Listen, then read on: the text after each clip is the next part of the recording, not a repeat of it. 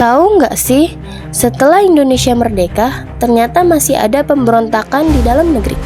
Salah satunya adalah DITI di Jawa Tengah yang dipimpin oleh Amir Fattah. Jadi DITI itu singkatan dari Darul Islam Tentara Islam Indonesia.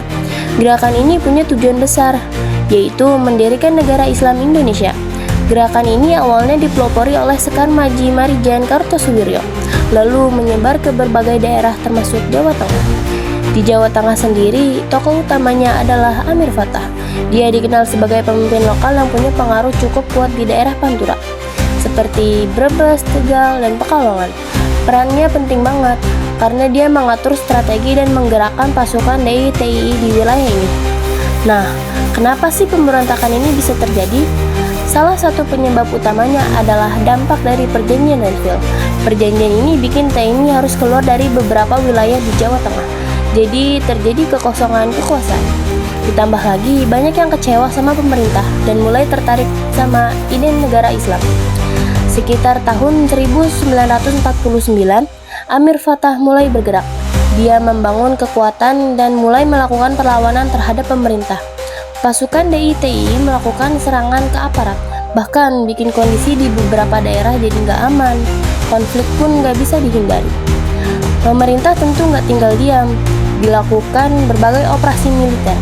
Salah satunya adalah Gerakan Banteng Nasional. Sedikit demi sedikit, kekuatan DITI mulai melemah. Sampai akhirnya di tahun 1950, Amir Fattah berhasil ditangkap dan pemberontakan ini pun berhasil dihentikan. Dampaknya jelas besar banget. Banyak korban jiwa, kerusakan, dan kehidupan masyarakat jadi terganggu. Tapi di sisi lain, kejadian ini bikin pemerintah jadi lebih tegas dalam menjaga keamanan dan persatuan negara. For your information, gerakan DITI ini gak cuma ada di Jawa Tengah aja, tapi juga muncul di daerah lain seperti Jawa Barat, Aceh, dan Sulawesi Selatan. Artinya pengaruhnya memang cukup luas di Indonesia waktu itu. Kalau dilihat dari sisi disintegrasi, pemberontakan DITI di Jawa Tengah jadi contoh nyata gimana perbedaan ideologi bisa mengancam persatuan Indonesia. Konflik ini bikin stabilitas negara terganggu, keamanan jadi kacau, dan rasa persatuan masyarakat ikut melemah. Makanya, peristiwa ini jadi pengingat penting kalau menjaga keutuhan NKRI itu nggak gampang dan butuh kerjasama dari semua pihak.